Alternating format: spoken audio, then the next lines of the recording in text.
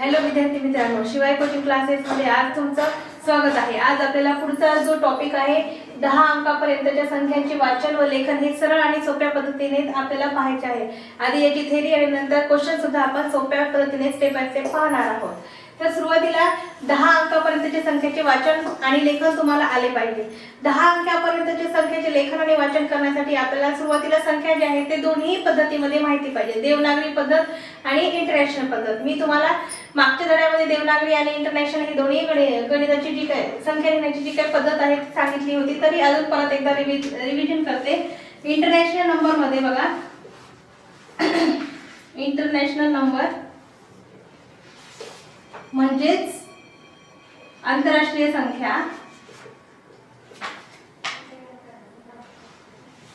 आंतरराष्ट्रीय संख्या याच्यामध्ये इंग्लिश नंबर लिहिले जातात 1 2 3 4 डॅश डॅश, आणि देवनागरी नंबर मध्ये देवनागरी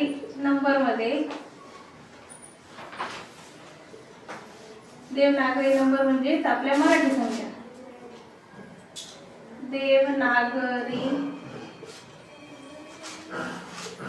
संख्यांमध्ये नंबर मध्ये आपल्याला 1 2 3 4 5 डॅश अशा संख्या दिलेल्या आहेत। याच्यामध्ये आपल्याला संख्या वाचन म्हणजे काय, आता एखादा नंबर जर आपल्याला दिलेला असेल, सपोज 4 3 2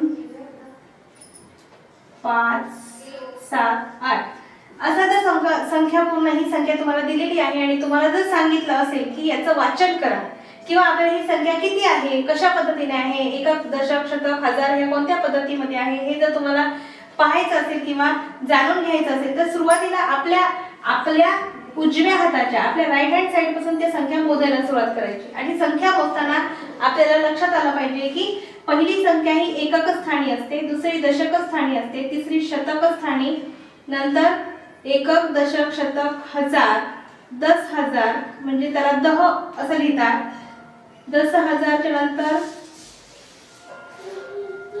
लक्ष, नंतर दशलक्ष, कोटी, दशकोटी, अब्ज, पुन्हा अब्जाच्या नंतर दशअब्ज, मिलियन्स, बिलियन्स मध्ये सुद्धा संख्या लिहितात। पण आपल्याला तेवढी मोठी संख्या नाही पाहिजे, तर आपल्याला फक्त 10 अंकाची संख्या पाहिजे। 10 अंकाची संख्या पाहण्यासाठी आपण काय करूया, 10 अंक सुरुवातीला लिहूया। पहा 3 2 5 7 8 1 2 3 4 5 4, परत 3 2 1 1 2 3 4 5 6 7 8 9 आणि सपोज इथं मी परत 3 घेतला, तर याच्यामध्ये ही संख्या वाचायची कशी, तर याच्यामध्ये आपण इथं लिहिणार परत एकक दशक शतक हजार 10,000 लक्ष दशलक्ष,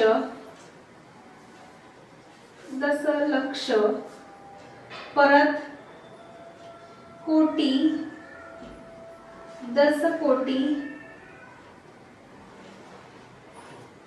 आणि अब्ज। इथपर्यंत आपल्याला काय करायचं आहे, तर संख्या मोजायच्या आहेत। वाचताना लिहिताना आपण काय केलेलं आहे, आपल्या राईट साइड कडून म्हणजे आपल्या उजव्या हाताकडून लिहिलेलं आहे, आणि वाचताना मात्र आपण कसं वाचणार आहोत, डाव्या हाताकडून म्हणजेच आपल्या डाव्या लेफ्ट हँड साइड कडून आपल्याला ते वाचायचे आहेत। वाचताना आपण असं लिहिणार, बघा आपल्याला हे पूर्ण नंबर जे आहेत ते सेपरेट करण्यासाठी आपण कॉमा वापरणार आहोत। इथं कॉमा वापरायचा आहे 1 2 परत 3 आणि इथे 4, मी 4 कॉमा वापरते आणि मी तुम्हाला वाचून दाखवते। बघा 3 अब्ज 25 कोटी 78 लक्ष 43,213 अशी ही संख्या आपल्याला वाचायची आहे। लिहिताना कसं लिहायचं पहा, 3 अब्ज 25 कोटी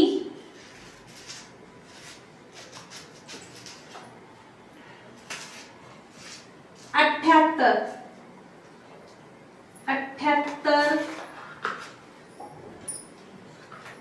लक्ष, लक्षला लाख असं सुद्धा म्हणतात, 43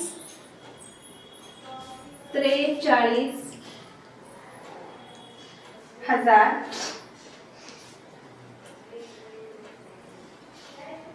पुढे बघा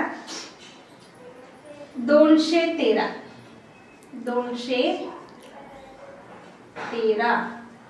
अशा पद्धतीने आपण 10 अंकाच्या संख्येचं वाचन आणि लेखन करणार आहोत. जर मी काय केलेलं आहे, तुम्हाला 10 अंकी संख्या लिहून दाखवली आणि त्याचं वाचन करून मी त्याचं लिखाण सुद्धा करून दाखवलेलं आहे. तर आपल्याला फक्त 10 अंकापर्यंत माहित असणं गरजेचं आहे, पण आपल्याला परीक्षेमध्ये कंप्लीट 10 अंकापर्यंत येईलच असं काही नाही. त्याच्यापेक्षा सोपे नंबर सुद्धा आपल्याला दिले जातात. ते नंबर तुम्हाला मराठी अंकामध्ये दिल्यानंतर इंग्रजी अंकामध्ये लिहिता आले पाहिजेत, मराठी अंकामध्ये दिल्यानंतर तुम्हाला ते वाचता आले पाहिजेत आणि वाचन जर केलेलं असेल तर तुम्हाला अंक सुद्धा लिहिता आले पाहिजेत. तर मी तुम्हाला फॉर एक्झाम्पल परत एकदा सांगते. मी परत एक संख्या लिहिली 4320 ही संख्या लिहिलेली आहे आणि मी तुम्हाला सांगितलं की याचं लेखन करा. काय करायचं आहे, आपल्याला लेखन करायचं आहे. लेखन ज्या वेळेस करायचं असतं त्यावेळेस मी काय लिहिणार 4320 असं एकदम सरळ आणि सोप्या पद्धतीने आपल्याला लिहिता येते. सुरुवातीला जर तुम्हाला कन्फ्युज होत असेल तर सुरुवातीला तुम्ही काय करायचं की दिलेली जी काही संख्या आहे ती संख्या उजव्या साईडनी आपल्या उजव्या साईडनी एकक दशक शतक हजारामध्ये लिहून घ्यायची. 8 एकक आहे, हा दशक आहे, हा शतक आहे, हा हजार आहे आणि हा 10,000 आहे. मग याला आपल्याला असं जेव्हा तुम्हाला एकक दशक शतक हजार 10,000 हे कळतं त्यावेळेस तुम्हाला कळतं की तुम्ही कसं वाचू शकता. वाचताना आपल्या काय करायचं आहे तर डाव्या हाताकडून वाचायचं आणि लिहिताना मात्र उजव्या हाताकडून लिहायचं. मी उजव्या हाताकडून एकक दशक शतक हजार लिहिलंय, पण मी त्याचं लेखन करता वेळेस मी डाव्या हाताकडून लेखन करणार आहे. बघा 56,000 बघा 56,728 यालाच इंग्लिश मध्ये कसं वाचायचं बघा 56,728 हे तुम्हाला लिहिताना वाचायला पाहिजे. एकदम सोपं आहे. तुम्हाला एकदा संख्या कशी लिहायची हे कळलं की तुम्हाला त्याचं लेखन सुद्धा करता येतं आणि ती संख्या वाचता सुद्धा येते. आणखी फॉर एक एक्झाम्पल घेते मी बघा 324,928 परत. आता ही एवढी मोठी संख्या मला माहित नाही, मला माहिती नाहीये की मी कशी वाचणार आहे. सरळ सोपं एकक दशक शतक हजार 10,000 लाख. आता 3 लाखावर आलेली आहे ही संख्या. मग मी लिहिताना कसं लिहिणार 24,928 असं तुम्हाला ते लिहिता आलं पाहिजे. जर तुम्हाला कळत नसेल तर या ठिकाणी कॉमा द्यायचा. काय करायचं आहे, कॉमा द्यायचा आहे. 3 नंतर एक कॉमा द्यायचा आणि इथं 10,000 आहे म्हणून 2 संख्येनंतर एक कॉमा दिलाय. 928 हे आपल्याला माहिती आहे. 928 म्हणजे शतक आहे. शतक दशक एकक या पद्धतीने दिलेला अंक तुम्ही लिहू शकता. जर तुम्हाला लिखाण दिलं म्हणजे तुम्हाला लिहून दिलं, काय दिलं लिहून 70,202 असं जर तुम्हाला लिहून दिलं तरी सुद्धा तुम्हाला ती संख्या लिहिता आली पाहिजे. याचं उत्तर काय येणार आहे बघा 70,000. 70,000 म्हणल्यानंतर त्याच्या समोर 3 संख्या असतात 202.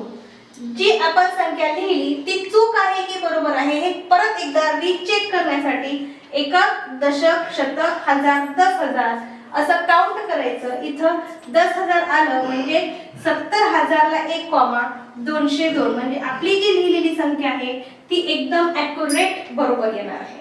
अशाच पद्धतीने आपल्याला याच चॅप्टर मध्ये फक्त 10 अंकापर्यंतच्या संख्यांचं लेखन आणि वाचन करायचं आहे. अगदी सोप्या पद्धतीने मी हे सांगण्याचा प्रयत्न केलेला आहे. तुम्हाला जर हे समजलं असेल तर या व्हिडिओला लाईक करा, सबस्क्राईब करा आणि कमेंट करा. बाकीचे याच्यावरचे जे काही स्वाध्याय आहेत ते आपण पुढच्या लेक्चरमध्ये घेणार.